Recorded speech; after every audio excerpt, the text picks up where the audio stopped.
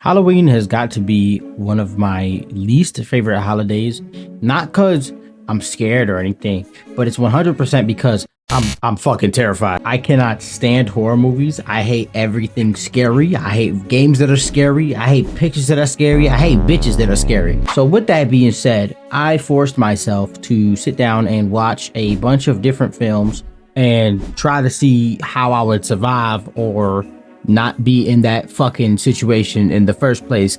With that being said, what better place to start than motherfucking... If you somehow don't know who Michael Myers is and are living in a fucking rock somewhere, basically there's this fucking really fucking psycho dude who killed his sister in a clown mask when he was a little kid, and then he got like locked up away in a fucking mental hospital and shit, and then one day he just breaks out on Halloween night and just goes around killing a bunch of horny teenagers. This is, I'm not gonna lie, very avoidable, because if you just look at the history of Michael Myers, he only stays in Haddonfield, Illinois. So just don't live in Haddonfield, Illinois, or if you do, just go away for Halloween.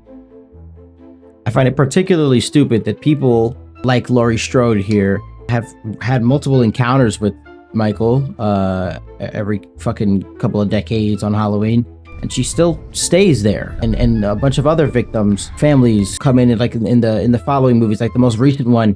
A bunch of them are the families of previous victims, and they're there to quote unquote take their revenge on Michael, but the dude's been killed every possible way and just comes back. So I don't know what the fuck the plan is. Honestly, this is kind of fucking stupid. Just leave.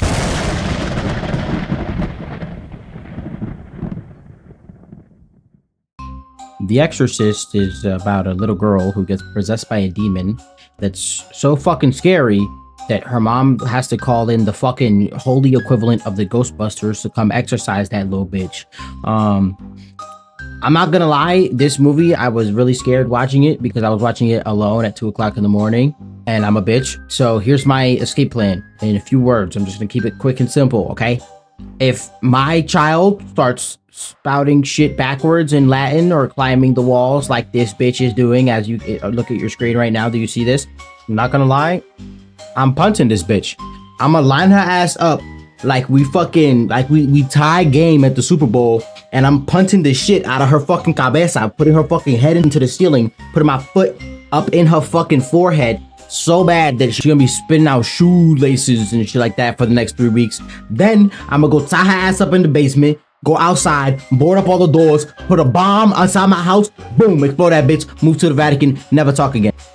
Allegedly, of course, YouTube. I am just joking. This is a hypothetical situation about a person that does not exist, and I would never do this to any actual physical person. I would never harm anybody. And this is the fine print, and I approve this message.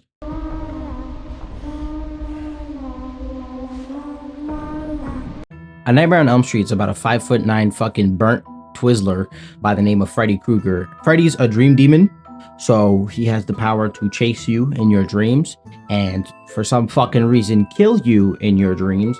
And I'm not gonna lie, out of every single thing on this list, I think this is the least survivable out of all of them, simply because every human needs to sleep. Every living thing needs to sleep. As far as I know, I'm not a fucking marine biologist. I don't know what we got fucking aliens in the ocean, so I don't know. I could just set the traps or whatever, but it really is not gonna do anything. Because even if I like pull him into the real world outside of the dreams and fucking hit him with the crosses and holy water or whatever, all it really will do is just push him back a little bit, you know, delay him. He's gonna come for me regardless. But my plan is to pull a fucking Stanford Pines and just try to stay up as long as humanly fucking possible. One day I'm just gonna crash, and when I crash, I'll die, and that is what it is. He's just gonna keep coming back because he thinks he's this fucker. Anyways, I don't know. I would die. I lost this one. Are you all alone? Who's that? What's that? The Scream franchise is about Ghostface and his murder spree. Or should I say their murder spree. Ghostface is a character that's it's essentially just a dude in a mask, except for that one time. But you know, in almost every instance, it's just some dude in a mask with a knife who originally gets to you as he makes a call. But I'm not gonna lie, in 2025, if I see something with no caller ID and I'm home alone, And when I pick it up, it's just a motherfucker breathing. I'm strapped up. Like, he could try me. He's just a regular dude. I'm fucking blicking him down. Like, I'm no rushing this motherfucker. Like, I'm talking mag dumping his fucking corpse. Because there's literally nothing else to do. Like, I mean, like, I'm not gonna go and fight him over, like, a fucking knife or something. No, motherfucker, he's just a regular guy. I'm just gonna shoot him. And if a different one comes, I'll just shoot that one. This is, like, yeah. Here's Johnny. I'm not gonna lie, when I first sat down to watch this film, I thought I was gonna fucking hate it. It's definitely grown on me. I really do fuck with this story. Basically, what happens is this dude named Jack Torrance is like, he's like a struggling writer and shit, and he's a recovering alcoholic, and he needs money. So he's like, yo, let me go fucking look at this job posting or whatever the fuck, and get a job as a caretaker, like basically like a fucking hotel manager and janitor for a hotel up in the snow and shit. So they go up there and they get stuck in the fucking snow, him, his wife, and son, and they're just up there, and then the snow traps them inside. And Danny, the son, has psychic abilities called The Shining that lets him see like really terrifying visions of the hotel's past or whatever. And over time, the fucking, you know, ghosts, fucking whatever the fuck, the evil spirits or whatever, cause Jack, the dad, to like start going crazy and become violently fucking dangerous, especially toward his family, and they just gotta survive. So this is what I would do if I'm Wendy and Danny, okay, the wife and son. First off, if I'm Danny, right, I see these fucking ghost bartenders, motherfucker, telling this man, oh, have a drink. You already suffering from alcoholism, Pops. Like, what the fuck is you doing, man?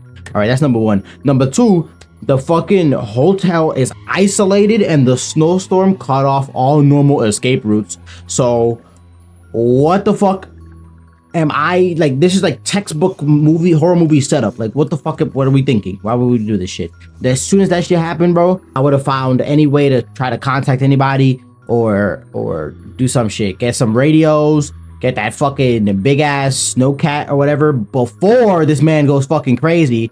So I can maybe call for backup or whatever the fuck, or maybe drive out. I'm gonna take Danny's bitch ass, okay, because he could fucking see the dad or whatever the fuck. I'm gonna pick him up. We gonna go into the shits and drive off of the shits before this man goes crazy. I'll be like, oh honey, I'm gonna go help him take a shower. I'm gonna help him take a bath, because moms do that shit. So while he's doing whatever the fuck he gotta do, I would sneak away, get into the snowcat, and boom, get the fuck out of that motherfucker before anything ever happens.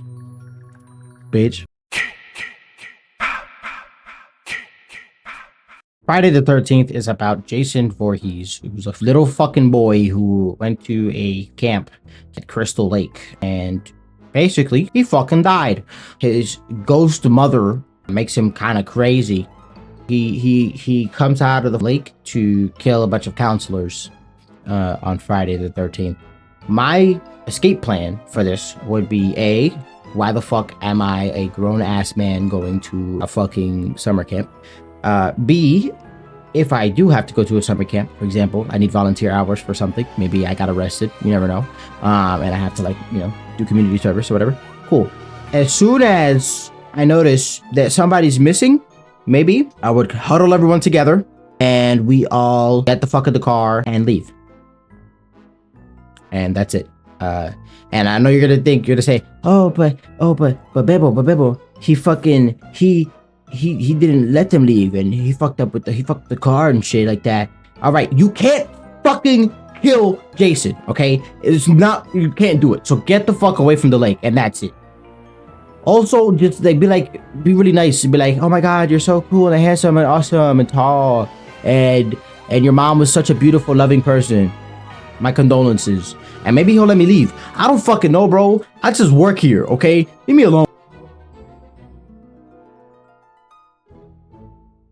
I like to put stuff online.